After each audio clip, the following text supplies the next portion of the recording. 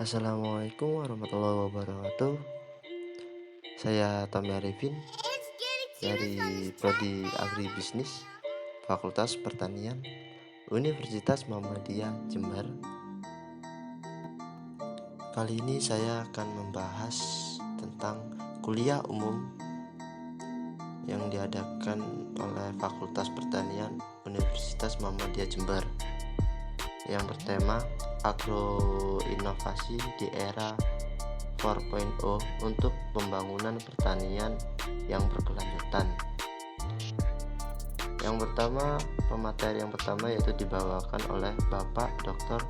Insinyur Muhammad Asmi DESS yang bertema Laboratorium Bioteknologi Pertanian untuk Ketahanan Pangan dan Energi. Selanjutnya pemateri yang kedua yaitu dari Bapak Profesor Gembong Priyatmo, yaitu membawa materi yang berjudul Smart Farming 4.0 dan solusi dalam regenerasi pertanian menuju kedaulatan pangan. Revolusi industri 4.0 terjadi sejak tahun 1750-an, terus berkembang secara vertikal dan horizontal, saling melengkapi, kompleks dalam rakitan dan sederhana dalam penggunaannya, dan dimulai dari mesin uap kereta api sampai mesin penggerak turbin, sehingga memasuki revolusi industri 4.0 semua berubah secara dramatis, sehingga dalam tren otomatisasi, pertukaran data terkini, komputasi awan, Internet of Things, kecerdasan buatan atau artificial intelligence, dan semua hal virtual yang mampu memudahkan kegiatan operasional hampir semua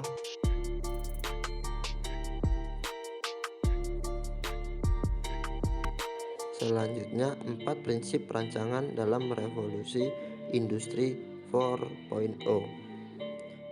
Yang pertama, interoperabilitas atau kesesuaian.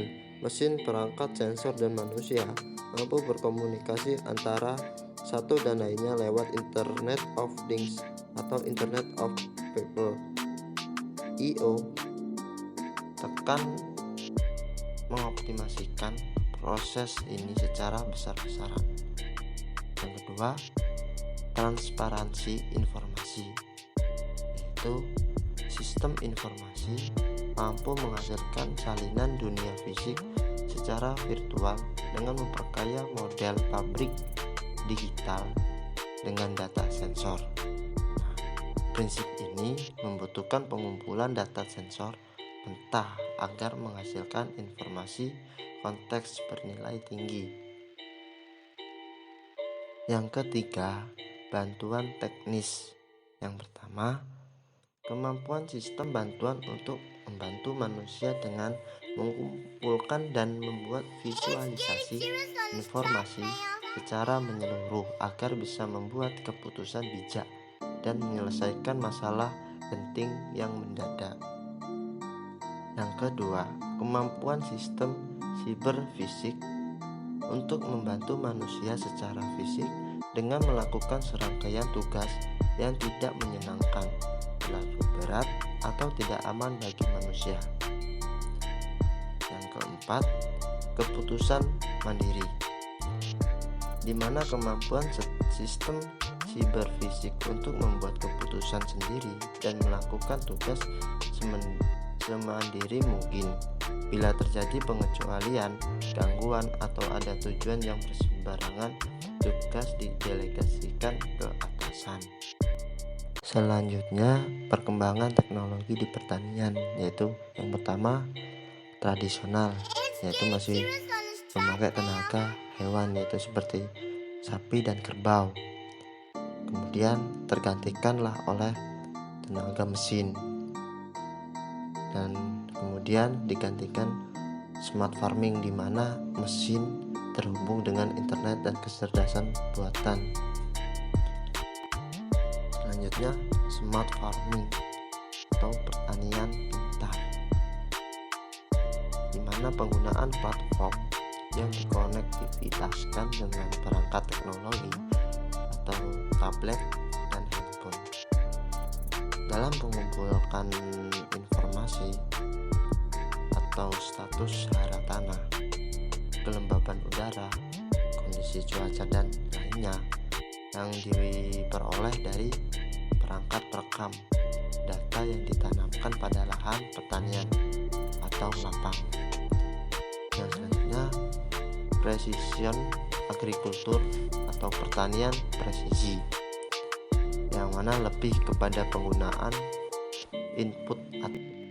Yang selanjutnya, smart farming 4.0 dan solusi dalam regenerasi pertanian menuju kedaulatan pangan.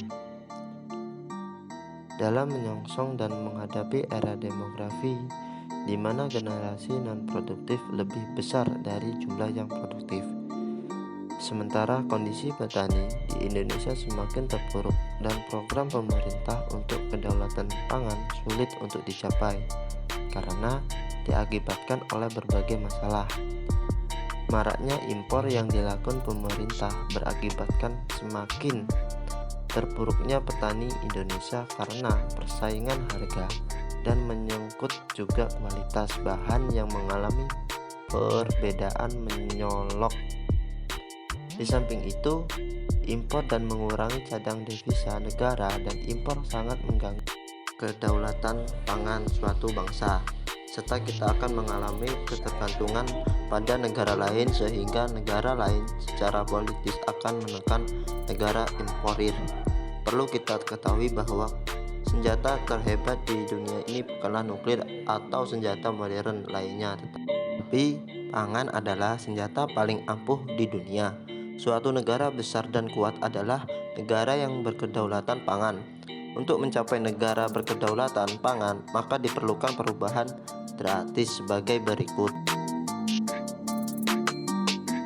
Pertama yaitu karakter building, yaitu membangun karakter petani menjadi petani profesional. Yang kedua, ekonomi building, yaitu membangun potensi desa menjadi pusat ekonomi, di antaranya dibentuk ekonomi kreatif. Yang ketiga yaitu education building, yaitu membangun dan mencerdaskan petani dalam hal usaha taninya. Yang keempat, teknologi building, yaitu menerapkan teknologi yang tepat guna, murah dan mudah operasionalnya. Selanjutnya, untuk menyukseskan program kedaulatan pangan, pemerintah penting sekali melakukan program berikut ini. Yang pertama, program perbaikan penyuburan tanah dengan manajemen yang baik.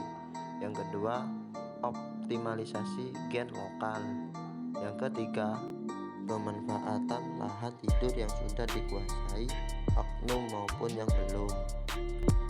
Yang keempat, perubahan politik dan kebijaksanaan peraturan perundangan pertanian lebih mendukung petani atau pelaku di bidang pertanian, seperti pelaku peternakan, perikanan, perkebunan, hortikultur.